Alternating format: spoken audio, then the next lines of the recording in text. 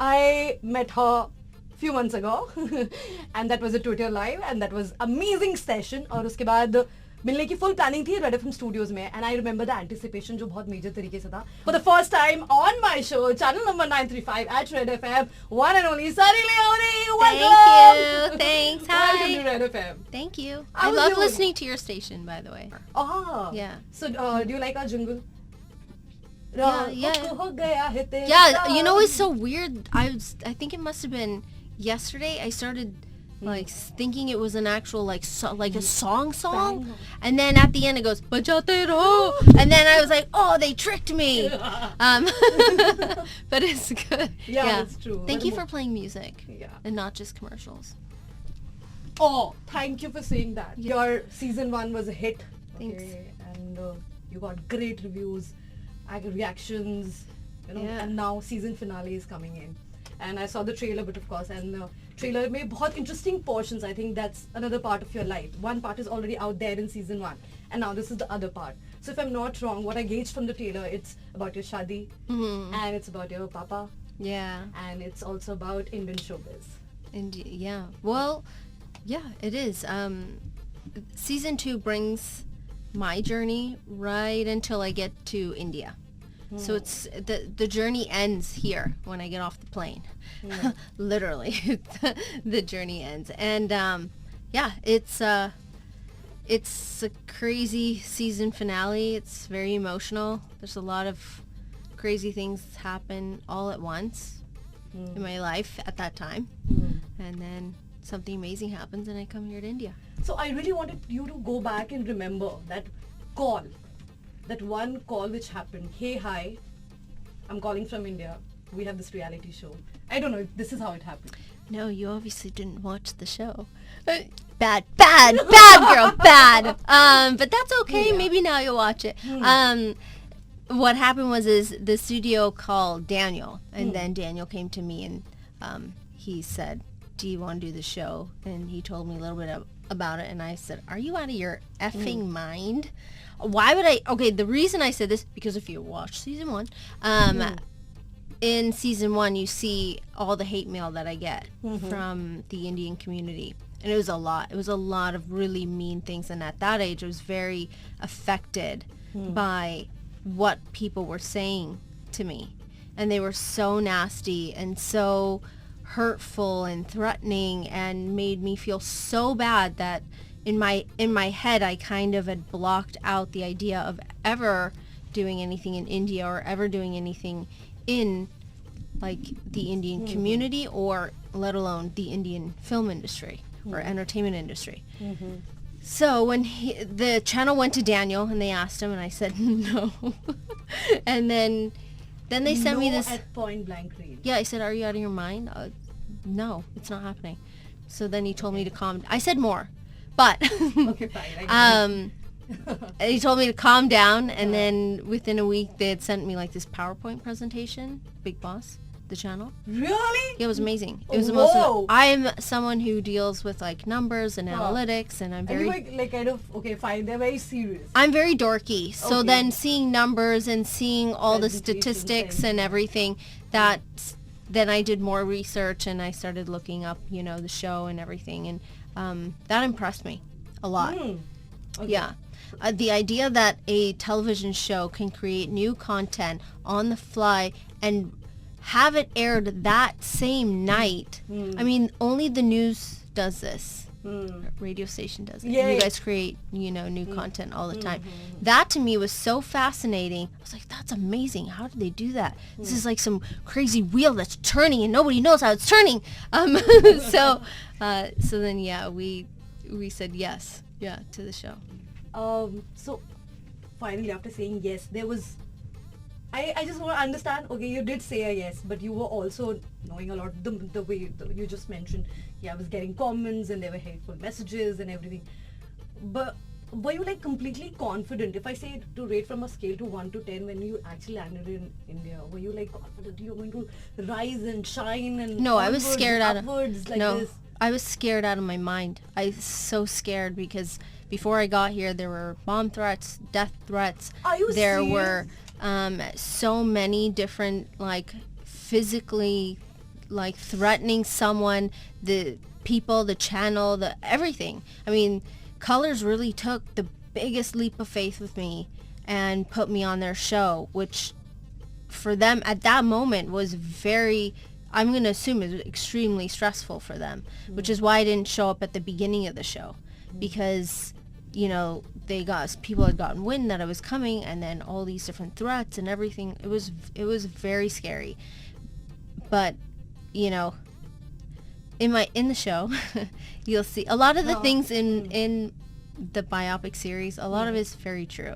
So I just lost my parents, and I'm at a standstill with, you know, working in adults, so that wasn't really that interesting for me anymore. And that was done. So then we said, all right, let's take the leap of faith and let's just go. And, you know, in my head, I was like, all right, we'll go, we'll make some money, and then we'll come back, we'll buy a house. So it's no big deal. Like some small little cute little house, and it'll be ours. We just gotten married. We skipped our honeymoon to go to Big Boss. Whoa. So, yeah, so that's not in the show. Yeah. But, you know, so we're like, okay, it's a down payment on a house, and, you know, we'll just go. And, I mean, But you had your guards on. Will we get to see that, you know? I brought a undercover, LA sheriff detective. He's a U.S. Marshal with me, who's in the videos when you go back in YouTube, me landing. He's like the guy they send in first. Oh. You know, when you watch like those crazy cop shows, he's that guy that goes in first. Like they're like, Jeej, you're in, and he's like, I'm in. So he's like a pretty intense, scary dude. But he's like, what am I gonna do? I can't carry a weapon to another country. Yeah. I can't do anything. But I am not walking in the country without, you know. But it's not like he can carry anything or do anything in another. He has no jurisdiction here. Yes, absolutely. Right. So. What did he say? Of course he said yes. He's a really good friend of ours. Yeah. But you know, you're scared, but I don't know, there's something inside that tells you, all right, just go for it. And you know, it's like put the blinders up and just go for it. If you ever played sports, you know what I mean, where the coach tells you, put your head down and run. And that's, you know, that's what we did. So your most heartwarming or most special moment with your father, you still remember, and it flashbacks? Yeah, I put it in season 2, which people will see. Yes. A lot of the things that people see in the 2 seasons of the biopic series, the stories are real. They're very real. The emotions are very real. And one of them is where I'm in LA and I was at work and I called my dad, and he had cancer. He was not doing so good. I said, hey, Dad, do you want to come down here? You know, like, we're in San Diego. It's nice. It's beautiful. It's nice and warm. And he said, yes, you know, I'll come. And they have this really amazing train system. It's like beautiful train that takes you to San Diego from Los Angeles.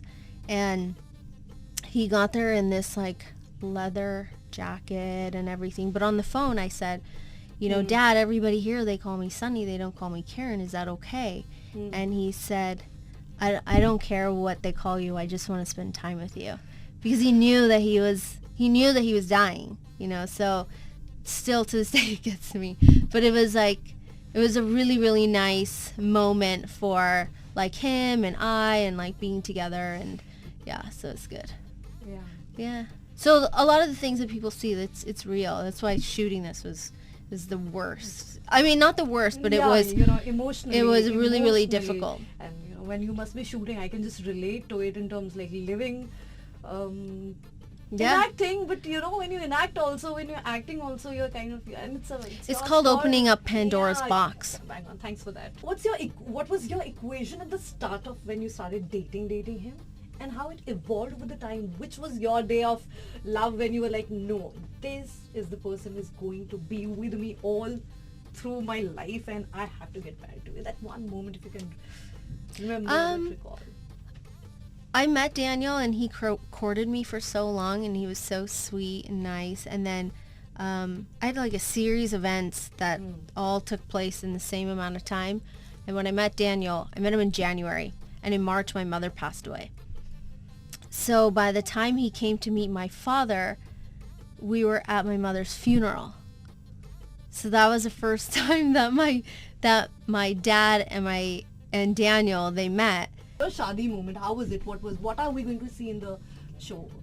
The entire marriage and everything. Well, they put the marriage. So I had a very small marriage. I didn't have a typical Desi Indian marriage. I had 46 people at my wedding, and that was because my parents weren't there, and we just kept it really small and intimate. But it was so much fun. I think out there we get so caught up in inviting, the next door neighbor and the dentist with the family, and then their auntie and their uncle and the dadi, and then dadi's whole clan of her kitty party, and with their advices. Right? That we sometimes forget the meaning of what's happening. It's two people that are coming together that are in love, or maybe they're the most stressed that day. Right, yeah. I was pretty stressed too. Yeah? Daniel and I planned our entire wedding. Yeah? Oh my gosh, I've totally forgot that the restaurant where we did our reception, they opened up the bar before we got there. So for 1 hour, we have open bar of top shelf liquor, which let me tell you, we're broke. We had nothing. Top shelf liquor is like shot after shot. We get there and everybody's wasted. Whoa! We're like, what's happening here? And then, we didn't even get to dinner yet. And the waiter comes to us and he goes, "You've reached your limit?" And we're like, "What do you mean? We haven't even eaten our dinner yet." And then he's like, "Yeah, well, you're going to need to give us more money." But we had no money. We've already maxed out our cards and we've already maxed out everything. So we had to sit there. And Daniel's freaking out. And I'm like, "We are not doing this right now. This is our wedding." And then he's like, "Okay, let's open up all the envelopes. And that's how we'll pay for the rest of the wedding." Whoa. So we're sitting there in the back of the restaurant. It's so sad, I know. But this really is a true moment of what happened. So we're sitting there and opening up every envelope, pulling out all the cash. And then that's how we paid for the rest of the reception. Whoa. Nice. And on that note, really please tell all my listeners and my viewers at Red FM India, give a shout out. Okay. Hey everybody, I want you guys to watch Karenjit Kaur, the untold story about Sunny Leone. That's me. The season finale is coming on April 5th on Z5. So you can watch the rest of the crazy right there on Z5. And we have had some amazing conversation. ये सब आपको देखने को सुनने को मिलेगा on Red FM India, on my show, and my favorite radio station. My favorite radio station. बजाते रहो. 90.5 Red FM. बजाते रहो.